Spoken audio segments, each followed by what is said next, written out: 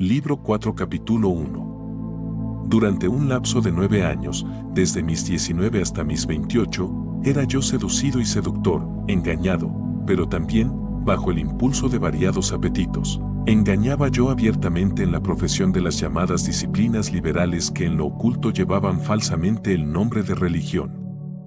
Soberbio aquí y supersticioso allá y vanidoso en todas partes, ávido de gloria popular, corría yo tras los aplausos del teatro y las bagatelas de los espectáculos, los certámenes poéticos y las luchas por aquellas coronas de hierba perecedera.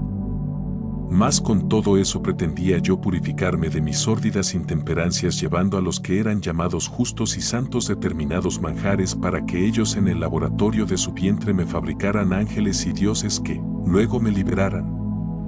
Es que entonces creía yo en tales aberraciones y las ponía en práctica con mis amigos a quienes había yo arrastrado en mi propio engaño. 2. Búrlense de mí y sea enhorabuena esos arrogantes a quienes tú no has postrado todavía en saludable humillación, pero yo tengo que confesarte mis deshonras en alabanza de tu gloria. Ruego te me concedas recorrer ahora con el recuerdo todos los meandros de mis pasados yerros, ofreciéndote así un jubiloso sacrificio. Sal 26, 6. Pues, ¿qué soy yo sin ti para mí mismo sino un guía ciego que me lleva al precipicio? ¿O qué soy, cuando bien me va, sino un bebé que bebe la leche que tú le das y encuentra en ti un alimento incorruptible? ¿Y qué es y cuánto vale un hombre cualquiera solo por ser hombre? Ríanse pues de mí los fuertes y los potentes, que yo, débil y pobre, me confieso ante ti.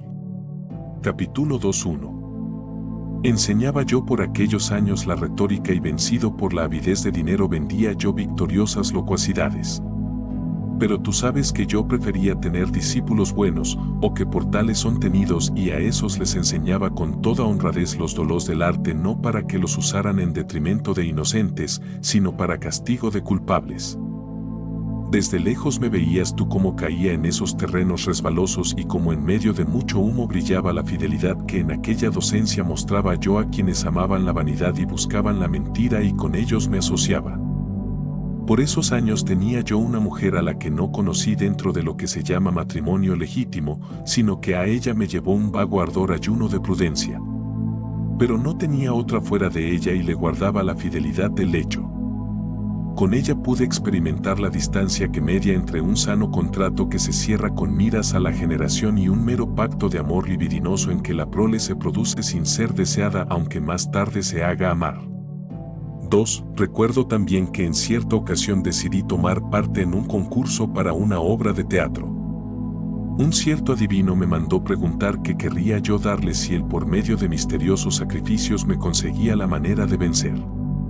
Yo, que abominaba de tales sucias maniobras, le mandé contestar que ni por ganar una corona de oro imperecedero estaría yo dispuesto a que por eso se matara una mosca. Porque su pensamiento era el de matar algunos animales en honor de algunos demonios para hacérmelos propicios. Pero, oh Dios de mi corazón, este mal no lo repudié por amor a ti. 30 Pues aún no te amaba, incapaz como era entonces de apreciar lo que no fueran fulgores corporales. Y un alma que suspira por semejantes vanidades que hace sino fornicar lejos de ti y apacentarse de vientos. Así pues, no estuve dispuesto a que por mí se sacrificara a los demonios cuando yo mismo les ofrecía el sacrificio de aquella superstición. ¿Qué otra cosa sino apacentar vientos es eso de honrar con el error a esos espíritus que al recibir el honor que les damos se burlan de nosotros? Capítulo 3:1.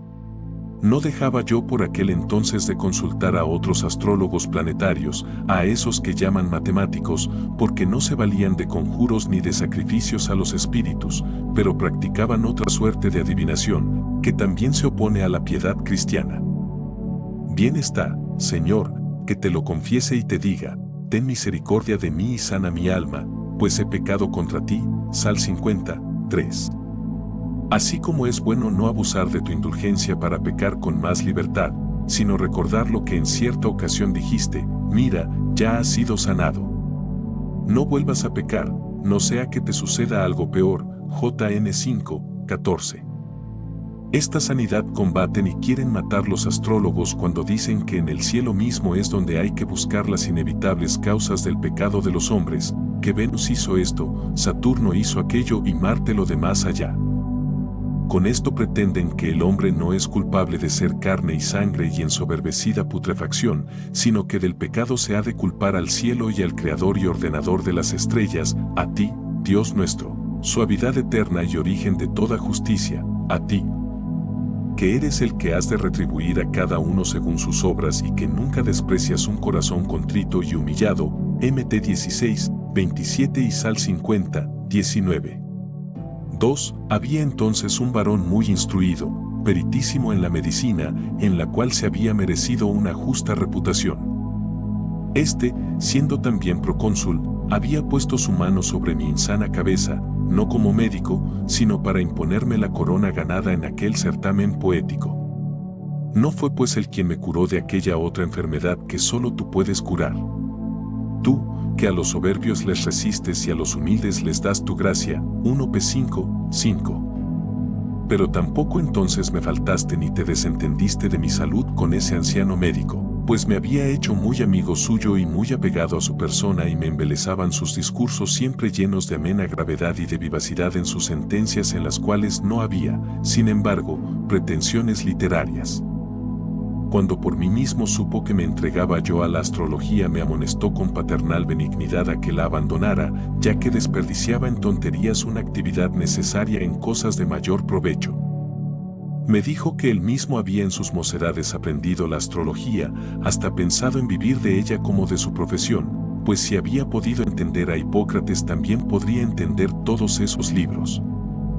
Sin embargo, había dejado eso por la medicina no por otra razón, sino porque había llegado a comprender la enorme falsedad que en ello había y, siendo un hombre honrado, no había querido vivir a costa del engaño de los demás.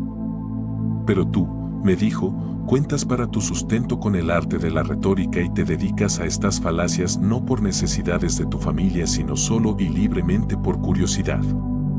Conviene que me creas cuánto de todo eso te digo yo, que tan a fondo lo estudié y llegué hasta a pensar en ganarme la vida con la astrología. 3. Y como yo le preguntara cómo a veces salen también algunas predicciones de los astrólogos, me respondió como pudo que eso es debido a la obra del azar, fuerza difusa por toda la naturaleza. Sucede en ocasiones que de las páginas de algún poeta que canta y 31 pretende una cosa del todo diferente saque quien las consulta a la aventura algún verso que conviene admirablemente con los motivos que dictaron su consulta. No es, entonces, de admirar si alguna vez el alma humana, por un instinto superior y sin saber ella misma lo que le pasa, no por arte alguna sino por mera suerte, produzca una palabra que concuerda con la situación y las preocupaciones del que consulta. Esto me dijo y tú me lo procuraste por su medio, delineando muy bien en mi memoria lo que había yo después de buscar por mí mismo. Pero entonces ni él ni mi carísimo Nebridio, joven bueno y casto que se burlaba también de aquel modo de adivinación, pudieron persuadirme a abandonar la astrología. Pues más que su autoridad pesaba en mí la autoridad de los astrólogos y no habría yo encontrado aún una prueba decisiva de que en sus aciertos no tuviera que ver el arte de consultar a las estrellas, sino puramente el azar. Capítulo 4.1. En aquellos años en que comencé a enseñar en el municipio en que nací me había ganado por la comunidad de los estudios un amigo extraordinariamente querido, de mi misma edad, que florecía conmigo en el verdor de una misma adolescencia. Juntos habíamos crecido, juntos habíamos jugado y asistido a la escuela. Pero todavía no era amigo como lo fue más tarde y ni siquiera entonces lo fue con esa amistad verdadera con que tú aglutinas las almas que viven unidas a ti, por esa caridad difundida en nuestros corazones por el Espíritu Santo que nos ha sido dado. RM 5:5. Con todo, esa amistad era dulcísima, inspirada como estaba por el fervor de idénticos ideales. Yo no había desviado de su fe, que no la tenía ni muy honda ni muy firme hacia aquellas supersticiosas y perniciosas fábulas por las que me lloraba mi madre. Su mente y la mía erraban juntas y yo no podía vivir sin él. Pero tú, el Dios de las venganzas y también de las grandes misericordias, era como si cabalgara sobre los lomos de dos siervos tuyos que huían de tu lado. De cuán admirables maneras nos conviertes a ti. Entonces, sacaste de este mundo a ese hombre apenas cumplido 1 año de nuestra amistad, suave para mí como ninguna otra cosa en aquel tiempo de mi vida. 2. ¿Quién puede cantar tus alabanzas solo por lo que en sí mismo y en sí solo ha experimentado? Lo que hiciste entonces, Dios mío, y cuán insondable es el abismo de tus juicios. Cayó el enfermo con grandes fiebres y quedó por un tiempo inconsciente y bañado en sudores mortales. Como se temió por su vida, fue bautizado en ese estado de inconsciencia, y yo no me preocupé de ese bautismo, con la idea de que su alma habría de retener más bien lo que de mí había aprendido, que no aquello que se le hacía sin que él se diera cuenta. Pero las cosas fueron de otro modo, pues él se recuperó y quedó de nuevo sano. En el primer momento en que pude hablar con él, que fue el primero en que él pudo hablar, pues no me separaba yo de él y dependíamos fuertemente el uno del otro, empecé a ridiculizar aquel bautismo que él había recibido en total ausencia de sí mismo, pero que ya sabía haber recibido. Seguro estaba yo de que me acompañaría en mis burlas, pero él me miró con horror, como a un enemigo, y, con una libertad tan admirable como repentina, me declaró que si quería seguir siendo su amigo debía renunciar a hablarle de semejante modo. 3. Yo, turbado y estupefacto, pensé que era necesario refrenar mis impulsos hasta que él, completamente restablecido y con el vigor de la salud, estuviera en condiciones de 32 oírme hablar como yo quería. Pero tú lo arrebataste a mi demencia para conservarlo en ti, de donde pudiera yo más tarde hallar consuelo. Sucedió, pues, que a vuelta de pocos días y estando yo ausente, cayó nuevamente enfermo y falleció. El dolor ensombreció mi corazón y cuanto veía en mis ojos tenía el sabor de la muerte.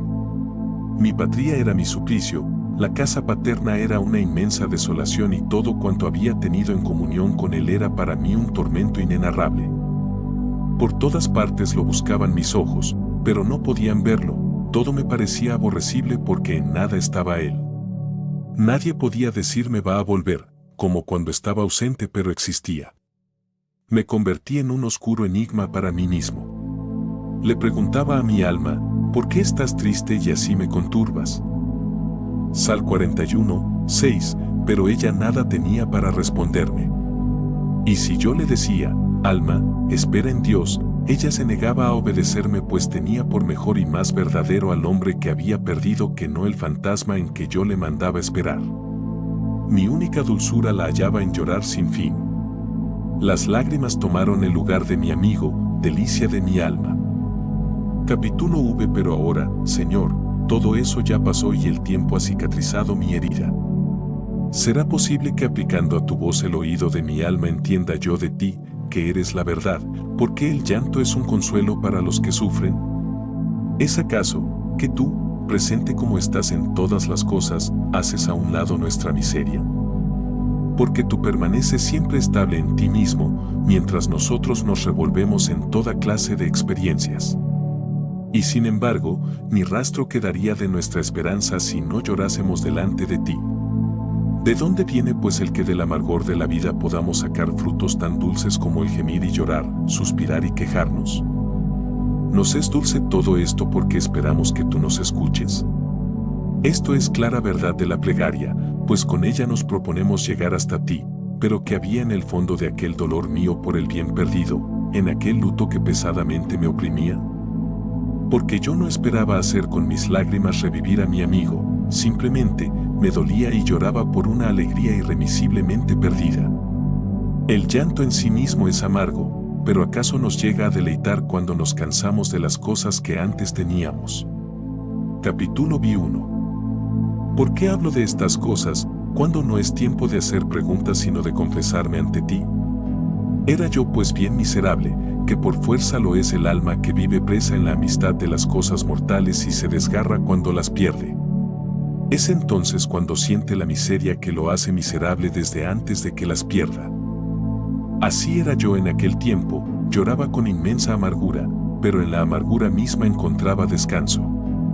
Y tan miserable era, que más aún que a mi dilecto amigo muerto amaba yo mi propia mísera vida, pues aunque hubiera querido cambiar la condición de mi vida, no quería perderla como lo perdía él. Ni siquiera sé si de veras estaba dispuesto a perderla por el como se cuenta, si no es ficción, de Orestes y Pílades, que querían morir el uno por el otro, pero al mismo tiempo, ya que no vivir juntos era para ellos peor que la muerte. Pero había en mí no sé qué sentimiento del todo contrario a este. La vida me era insoportable, pero tenía miedo de morir. Creo que mientras más lo amaba a él, más odiaba la muerte que me lo había arrebatado, la odiaba y le temía como a la más atroz enemiga y pensaba que ella acabaría 33 con todos los hombres como había acabado con él. Así era yo entonces, lo recuerdo bien. 2. Este es, Señor, mi corazón. Mira hacia adentro y ve en él mis recuerdos.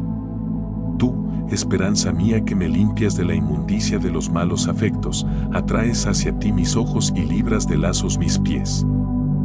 Yo estaba en asombro de que los demás hombres vivieran cuando había muerto aquel a quien yo había amado como si nunca hubiera de morir y, más aún, me asombraba de que muerto él siguiera viviendo yo, que era otro él. Bien dijo alguno cuando llamó a su amigo la mitad de mi alma.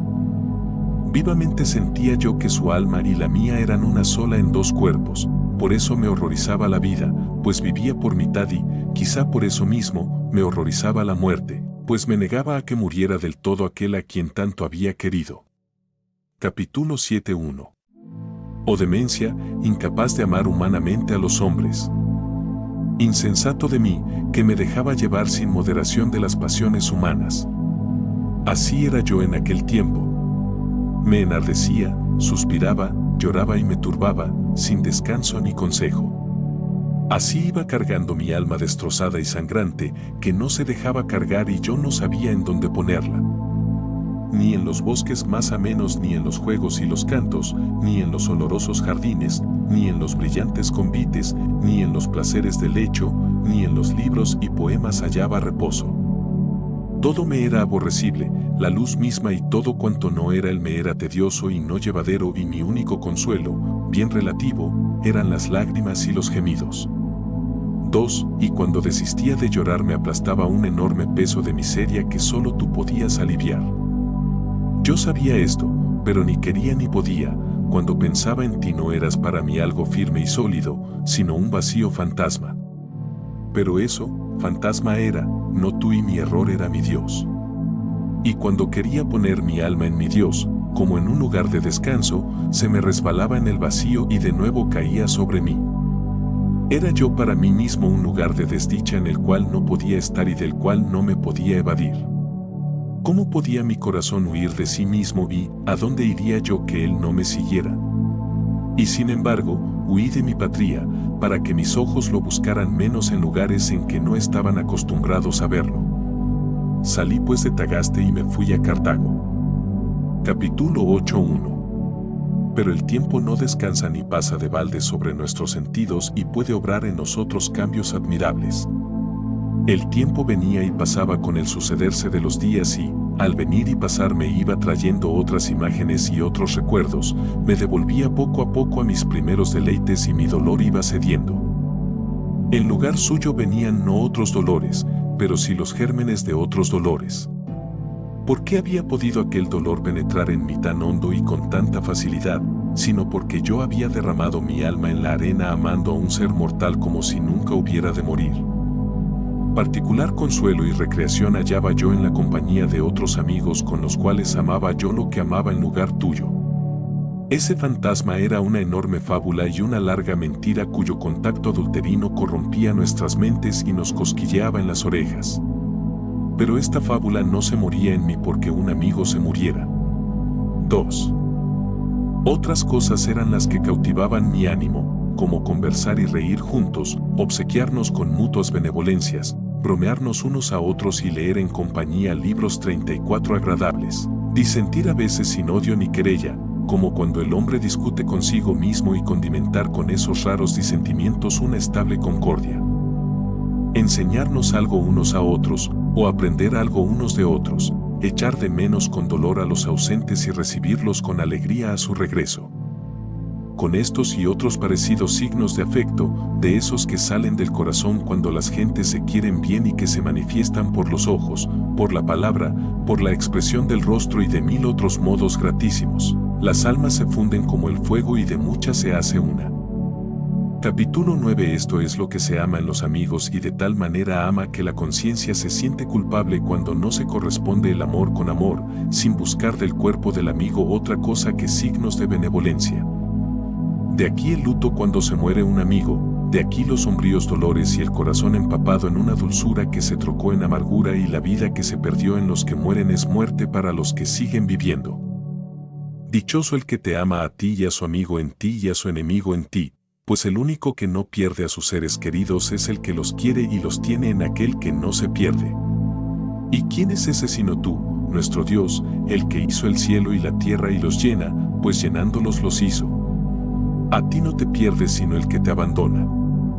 Y el que te deja, ¿a dónde va, a dónde huye sino de ti benévolo a ti enojado? ¿Y en dónde no encontrará tu ley en su propia pena? Pues tu ley es la verdad y la verdad eres tú. Capítulo X1. Oh Dios de las virtudes, conviértenos a ti, muéstranos tu rostro y seremos salvos. Sal 79, 4. Porque a donde quiera que se vuelva el alma del hombre fuera de ti, queda fincada en el dolor, aunque se detenga en cosas bellas fuera de ti y fuera de él mismo, cosas que sin ti nada serían. Cosas que tienen su aurora y su ocaso, que al nacer tienden al ser, crecen para perfeccionarse y cuando son perfectas, envejecen y mueren. Todo envejece y perece. Cuando nacen y tienden al ser, mientras más deprisa crecen para ser perfectas, tanto más se apresuran rumbo al no ser. Así es su manera, tanto como eso les diste. Son parte de cosas que no coexisten nunca simultáneamente, sino que sucediéndose unas a otras componen el universo cuyas son las partes. Como en la palabra humana, que consta de signos sonoros, no se completa una frase sino a condición de que las palabras, habiendo dicho lo que les toca, dejen el sitio a las palabras que siguen. 2. Por todo eso te alabe mi alma, oh Dios, creador de todas las cosas. Pero que no se embadurne en ellas con el pegamento del amor de los sentidos corporales. Porque las cosas van rumbo al no ser y despedazan el alma con deseos pestilenciales, pues ella quiere ser lo que ama y descansa en ello. Pero en las cosas no hay permanencia, no son estables, sino fugitivas. Nadie puede seguirlas en su vida con el sentido de la carne, que es lerdo porque es carnal y ese es su modo. Es suficiente para cosas para las cuales fue hecho, pero no lo es para dominar el flujo de las cosas transeúntes desde su debido principio hasta su fin debido. Es en tu verbo, palabra por la cual fueron creadas, donde las cosas oyen su destino, desde aquí comienzan y hasta allí llegarán. 35 Capítulo 11:1. No seas hueca, alma mía, ni permitas que se ensordezca el oído de tu corazón con el tumulto de tus vanidades. Es el verbo mismo quien te llama para que vuelvas a él. Él es el lugar de la paz imperturbable en donde el amor no es abandonado sino cuando él mismo abandona. Mira cómo receden las cosas para dejar el lugar a otras cosas y que así se integre este inferior universo. Pero yo, dice el verbo, no me retiro ni cedo mi lugar. Finca en él tu mansión, alma mía, ahí encomienda todo lo que tienes, aun cuando no sea más que por la fatiga de tanto engaño. Encomienda a la verdad todo lo que de ella has recibido, segura de que nada habrás de perder, florecerá en ti lo que tienes podrido, quedarás sana de todas tus dolencias. Lo que hay en ti de fugaz y perecedero será reformado y adecuado a ti, las cosas no te arrastrarán hacia donde ellas receden, sino que permanecerán contigo y serán siempre tuyas, en un Dios estable y permanente. 2. ¿Por qué en tu descarrío sigues los pasos de tu carne? Es ella la que, convertida, a ti debe seguirte. Lo que por su medio sientes es parcial, tú ignoras cómo sea el todo de que forma parte y sin embargo te deleita. Mas si tu sentido carnal fuese idóneo para conocer el todo, si no hubiera recibido en pena justos límites como parte del universo, bien querrías tú que pasara volando todo cuanto existe para mejor conocer el conjunto. A la manera como mediante un sentido corporal sientes lo que se habla pero no quieres que se detengan las sílabas, sino que vuelen y que vengan otras y así puedas entender lo que te dicen. De este modo son siempre las partes que forman un todo pero no existen al mismo tiempo, mayor deleite causa el todo que no las partes, con tal que puedan todas ser sentidas. Pero mucho mejor que todo cuanto existe es el que todo lo hizo, nuestro Dios y Señor, que no recede y a quien nadie puede suceder. Capítulo 12:1. Entonces, si te agradan los cuerpos, alaba a Dios por ellos y endereza al artífice tu amor, no sea que en las cosas que a ti te placen a él le desagrades. Pero si te agradan las almas, ámalas en Dios, porque ellas también son inestables, pero en Dios se estabilizan y sin él pasan y perecen. Han de ser, pues, amadas en Dios. Arrastra hacia él a cuantas puedas y diles, a él y solo a él debemos amar, él lo hizo todo y no está lejos. Porque no hizo las cosas para marcharse luego, sino las hizo y están en él. Donde él está, la verdad adquiere sabor, él está muy adentro del corazón, pero el corazón se aparta de él. Volveos, prevaricadores, a vuestro propio corazón, Is 46:8, y abrazad allí al que os creó. Estad con él y seréis estables, descansad en él y vuestro descanso será verdadero. ¿A dónde vais por fragosos caminos? Lo que amáis, de él procede y no es bueno y suave sino por cuanto a él se refiere. Pero lo dulce se volverá justamente amargo si se le ama con injusticia, con abandono de aquel que lo creó. 2. ¿A dónde vais pues, una vez y otra vez, por caminos difíciles y laboriosos? Buscad la paz que queréis encontrar, pero la paz no está en donde la andáis buscando. Pues, ¿cómo hablar de una vida feliz cuando ni siquiera es vida? Cristo, nuestra vida, bajó acá para llevarse nuestra muerte y matarla con la abundancia de su vida. Con tonante voz nos llamó para que volviéramos a él en el secreto santuario de aquel vientre virginal en que el 36 se desposó con la humana criatura, carne mortal, pero no para siempre mortal, y de ahí. Como esposo que sale de su tálamo se llenó de exultación, gigante ansioso de recorrer su camino, Sal 18:6. Porque no se tardó, sino que corrió, clamando con los dichos, con los hechos, con su muerte, con su vida, con su descenso y su ascenso, que volvamos él. Y luego desapareció de nuestra vista para que lo busquemos en nuestro corazón y allí lo encontremos. 3. Se fue, pero aquí está. No se quiso quedar largo tiempo con nosotros, pero no nos dejó. Se fue hacia el lugar en que siempre estuvo y que nunca abandonó, porque él hizo el mundo y estuvo en el mundo, a donde vino para salvar a los pecadores. A él se confiesa mi alma, para que él la sane, pues había pecado contra él. ¿Hasta cuándo, hijos de los hombres, seréis de pesado corazón? Sal 40:6. ¿No queréis acaso, después de que la vida descendió hasta nosotros, ascender y vivir? Pero, ¿a dónde subís si ya estáis en alto y habéis puesto vuestra boca en el cielo? Sal 72:9. Descended primero, para poder luego ascender hasta Dios, porque habíais caído al subir contra él.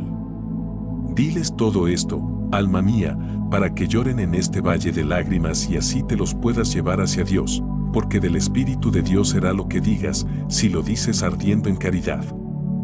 Capítulo 13. Todo esto no lo sabía yo entonces, amaba las bellezas de orden inferior, me iba a lo profundo y decía a mis amigos, ¿amamos algo, acaso, que no sea bello? Pero, ¿qué es la hermosura y qué cosas la tienen? ¿Qué es lo que atrae nuestro ánimo hacia las cosas cuando las amamos? Pues si ninguna gracia ni hermosura tuvieran no nos moverían. Bien advertía yo que en los cuerpos se da una integridad en que reside su hermosura, pero algo muy distinto es su aptitud y la decencia con que se acomodan a algo, como los miembros del cuerpo, que se acomodan y proporcionan al todo. Y muchas otras cosas hay que así son. Esta consideración brotó en mi ánimo desde muy hondo y escribí sobre el tema de lo bello y de lo apto 2 o 3 libros, no lo recuerdo con exactitud. Tú, Señor, sabes cuántos fueron, yo no los conservo, pues no sé cómo se extraviaron. Capítulo 14:1. ¿Qué fue, Dios mío, lo que me movió a dedicar mis libros al renombrado orador romano Yerio, a quien de persona no conocía? Yo amaba a este hombre sin conocerlo, pues su gran fama había llegado hasta mí y algunas palabras suyas había yo oído con mucho placer. pero más aún me movía el que otros las hallaran agradables y a él lo ensalzaran con grandes alabanzas, pues se asombraban de que un hombre de Siria como él, formado inicialmente en la lengua griega, hubiera podido luego llegar a la excelencia en la lengua latina. Y a mí me caía muy bien el que fuera tan perito en todo lo relativo al estudio de la sabiduría. De esta manera se ama y se loa a un hombre aún en su ausencia. ¿Será acaso porque el amor pasa de quien alaba a quien oye la alabanza? Por cierto que no, pero el amor de uno enciende el amor en otro. Se ama al ausente porque las alabanzas que se le dedican parecen sinceras y brotadas del corazón, que es siempre el caso cuando alaba el que ama. Era así como amaba yo entonces a los hombres, movido por el juicio de otros hombres y no por el 37 tuyo, Dios mío, en quien nadie se engaña. 2. Y sin embargo, ¿por qué se alaba a Yerio no como se hace con los aurigas célebres o con los cazadores de fieras famosos y favoritos del pueblo, sino de muy diferente manera, con gravedad, como a mí mismo me hubiera gustado ser alabado? Porque yo he amado y alabado, ciertamente, a los cómicos, pero en manera alguna querría ser ni amado ni alabado como lo son ellos.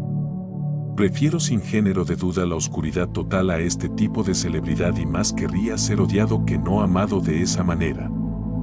Así como un buen caballo es amado por quien no quiere ser caballo aunque bien lo pudiera, así se ha de pensar del cómico, aunque él es hombre como nosotros.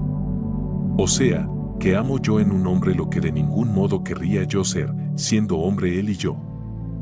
Insondable abismo es el hombre, Señor, cuyos cabellos tú tienes contados, ninguno de los cuales se pierde en ti. Y mucho más fáciles son de contar sus cabellos que no sus afectos y los movimientos de su corazón. 3. Pero aquel retórico era el tipo de hombre que yo amaba y hubiera querido ser. Lleno de vanidad flotaba yo a todos los vientos, pero tú me gobernabas secretamente. ¿Y de dónde puedo saber para confesártelo con toda certeza que yo amaba a aquel hombre movido más por el amor de quienes lo alababan que no por las cualidades mismas que en él eran loadas? Porque si quienes así lo ensalzaban en lugar de eso lo vituperasen y si con ese menosprecio me refirieran de él las mismas cosas por las cuales lo alababan, de cierto no me habría yo encendido ni entusiasmado por él. Y no por ello habrían cambiado las cosas, ni sería el otro del que era, lo único diferente habría sido el ánimo de quienes de él hablaran. Así es, Señor, como ya se enferma el alma cuando todavía no se funda en la solidez de la verdad, se deja mover según sopla el viento de las opiniones humanas, es llevada y traída, torcida y retorcida y atormentada, se le oscurece la luz y no da con la verdad aunque la tenga enfrente. Por todo eso, era para mí algo muy grande e importante el que mis libros y mis estudios fueran conocidos por un varón tan insigne. Su aprobación me habría enardecido, su desaprobación habría herido profundamente mi corazón vanidoso y alejado de tu solidez.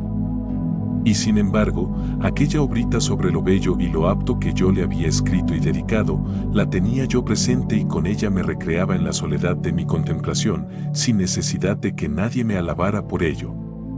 Capítulo 15:1. Pero yo no entendía aún la capital importancia de tu acción providencial, oh Dios omnipotente, que obras maravillas tú solo. Mi ánimo vagaba por las formas corporales y distinguía lo bello, que parece bien por sí mismo, de lo apto o conveniente, que lo parece porque se acomoda a algo y esto lo fundaba en ejemplos sacados del mundo corporal. De eso pasé a la consideración de la naturaleza del alma, pero la falsa idea que me había formado sobre lo que es el espíritu me impedía ver la verdad. La fuerza de la verdad irrumpía en mis ojos, pero yo apartaba la mente vacilante del concepto mismo de lo incorpóreo, reduciéndolo todo a líneas, colores y volúmenes. Y porque tales cosas espirituales no las podía forjar en mi imaginación, creía no poder conocer el alma. Ya amaba la paz en la virtud y odiaba en el vicio la discordia, advertía en aquella la unidad y en este la división. Y en aquella unidad me parecía que estaba la mente racional, la naturaleza de la verdad y del sumo bien, al paso que en la división del vicio veía yo la vida irracional. No sé 38 que naturaleza y sustancia del sumo mal, que no era solo sustancia, sino también vida. Y no solo vida, mísero de mí, sino vida absoluta e independiente de ti, de quien todo procede. y a la primera, concebida por mí como mente sin sexo, la llamaba mónada y al otro lo llamaba díada, de que proceden la ira en el crimen y la sensualidad en los vicios. Así hablaba yo sin saber lo que decía. 2. Ignoraba yo, pues de nadie lo había aprendido, que el mal no es una sustancia y que la mente humana no es tampoco el bien sumo e inmutable. Así como se cometen los crímenes cuando es vicioso el movimiento del ánimo y éste se avienta con ímpetu y con turbia insolencia y, así como se cometen los vicios cuando es inmoderada la inclinación del alma hacia las voluptuosidades carnales. Así también los errores y las falsas opiniones contaminan la vida cuando la misma mente racional es viciosa. Así era la mía entonces. Yo ignoraba que la mente ha de ser iluminada por otra lumbre, ya que no es ella misma la esencia de la verdad. Tú, Dios mío, iluminarás mi lucerna, iluminarás mis tinieblas y de tu plenitud recibimos todos. Sal 17, 20, JN 1, 16. Porque tú eres la luz verdadera, que ilumina a todo hombre que viene a este mundo. JN 1, 9. Y en ti no hay mutación ni sombra de declinación. Esti 1, 17. Esforzábame yo por llegar a ti, pero era de ti rechazado, pues a los soberbios tú les resistes. 1p5, 5. 3. ¿Qué soberbia mayor que la de pensar en mi demencia que yo soy de la misma naturaleza que tú? Como yo me sabía mudable precisamente porque quería ser sabio para pasar de lo menos bueno a lo mejor, antes que admitir que yo era lo que eres tú, prefería pensar que tú eres mudable como yo. Entonces tú me rechazabas y resistías a mi fatua vanidad y yo, siendo carne, lo manifestaba imaginándome formas corpóreas y, espíritu vagabundo, no retornaba a ti y me movía entre cosas que no existen ni en ti ni en mí, ni fuera de mí. No eran formas creadas en mí por tu verdad, sino fingidas por mi imaginación sobre el modelo de lo que son los cuerpos y, a tus hijos fieles, de los cuales andaba sin saberlo desterrado, les decía con parlanchina necedad, ¿cómo puede errar el alma si fue creada por Dios? Y no quería que se me respondiera, entonces, Dios puede errar. Y prefería pensar que tu sustancia inmutable erraba por necesidad, más bien que admitir que mi sustancia mudable yerra por albedrío y encuentra en el error mismo su pena. 4. Tenía yo 26 o 27 años cuando compuse aquellos libros revolviendo en mi mente ficciones corpóreas que aturdían mi corazón y, sin embargo, tendía mi oído interior a la dulce melodía de tu voz, pues al meditar sobre lo bello y lo apto deseaba, en el fondo, estar ante ti y escucharte y gozar con la voz del esposo. JN 3, 29. Pero no podía, las voces de mi error me sacaban fuera de mí y me arrastraban hacia abajo con el peso de mi soberbia. Es que tú no dabas gozo a mi oído ni alegría, ni tampoco exultaban mis huesos. Sal 50, 10, porque no eran humildes. Capítulo 16:1. Pero, ¿de qué me sirvió el haber leído y entendido por mí mismo cuando tenía 20 años el libro de Aristóteles llamado de las 10 categorías? Mi maestro el retórico de Cartago y otros que pasaban por doctos mencionaban ese libro con sonoro énfasis y yo quedaba arrobado. Curioso y como presintiendo algo grande y divino, lo leí yo solo y lo entendí. Dialogué luego sobre él con otros que decían haberlo comprendido con harto trabajo, aun cuando se lo explicaban maestros doctísimos que no solo se valían de palabras, sino también de figuras dibujadas con el dedo en el polvo y no me pudieron decir nada que 39 no hubiera yo entendido leyendo solo en mi estudio. Dichas categorías me parecían explicar bien claro lo que son las sustancias, como el hombre y lo que son las propiedades del hombre, como su figura, su estatura de pie o sentado, calzado o armado, si hace algo o padece algo. Esto lo pongo a guisa de ejemplos de las innumerables cosas que caben en esos 9 géneros y en el género de sustancia. 2. Pero todo esto en lugar de ayudarme me estorbaba, creyendo que todo cuanto existe está comprendido en esas categorías, pensaba que tú mismo, ser admirablemente simple e inmutable, quedabas comprendido en ellas a la par de los demás seres y estimaba que tu grandeza y tu belleza estaban en ti como en un sujeto que las tuviera. Como pasa con los cuerpos, siendo así que tú mismo eres tu propia grandeza y belleza. Al contrario de ti, un cuerpo no es ni grande ni hermoso por el solo hecho de ser cuerpo, ya que si fuera menos grande y bello sería cuerpo todavía. Pero todo eso no era verdad sino falsedad cuando lo pensaba de ti, ficciones de mi miseria y no fundamentos de tu bienaventuranza. En mí se cumplía algo que tú habías mandado, que la tierra diera abrojos y espinas, GN 3, 18, y que con trabajo llegara a mi pan. 3. ¿De qué me sirvió pues, siendo como era esclavo de mis malos apetitos, el haber leído y entendido por mí mismo todos aquellos libros de las llamadas liberales? Mucho me alegraba con ellas, pero no sabía cuál era el origen de cuanto hay en ellas de cierto y verdadero. A la luz tenía vuelta la espalda y la cara a las cosas por ella iluminadas, por lo cual mi propio rostro, que veía iluminadas las cosas, no era el mismo iluminado. Todo lo que entendí sin mayor trabajo y sin maestro alguno acerca del arte de hablar y de disertar, sobre las dimensiones de las figuras, sobre la música y acerca de los números, lo entendí porque tú, Dios mío, me habías dado el don de un entendimiento vivaz y agudo para discutir, pero siendo dones tuyos no los usaba yo para tu alabanza. Por eso mis conocimientos me resultaban más que útiles, perniciosos. Me empeñé en conservar para mí la mejor parte de mi herencia y no te consagré a ti mis energías, sino que me marché lejos de tu presencia a una región remota para malbaratarlo todo con las meretrices de mis malos apetitos. ¿De qué podía servirme una cosa buena si la usaba mal?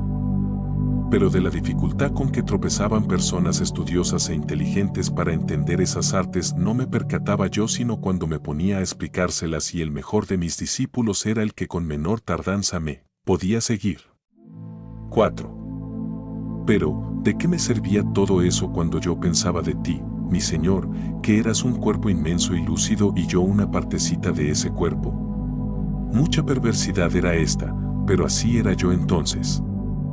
Ahora no me avergüenzo de invocarte y de confesar las muchas misericordias que tuviste conmigo, ya que no me avergoncé entonces de proferir ante los hombres mis blasfemias y ladrar contra ti.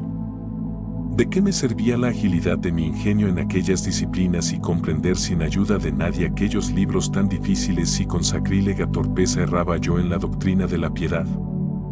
¿O qué perjuicio reportaban tus hijos pequeños por tener un ingenio más tardo si no se apartaban de ti y en el nido de tu iglesia pelechaban y nutrían sus alas con el alimento de una fe saludable? 5. Esperemos, Señor, bajo la sombra de tus alas, Sal 62, 8, protégenos y líbranos. Tú llevarás a los párvulos y también a los ancianos encanecidos, pues cuando nuestra firmeza eres tú, es en verdad firmeza, mientras que cuando es solamente nuestra no es sino debilidad. En ti nuestro bien está siempre vivo y cuando de ti nos apartamos, nos pervertimos. Volvamos ya a ti, Señor, para no quedar abatidos, en ti vive siempre y sin defecto nuestro bien, que eres tú mismo y no temeremos que no haya lugar a donde volver por haber nosotros caído de él. Nuestra casa no se derrumba por nuestra ausencia, pues 40 nuestra casa es tu eternidad.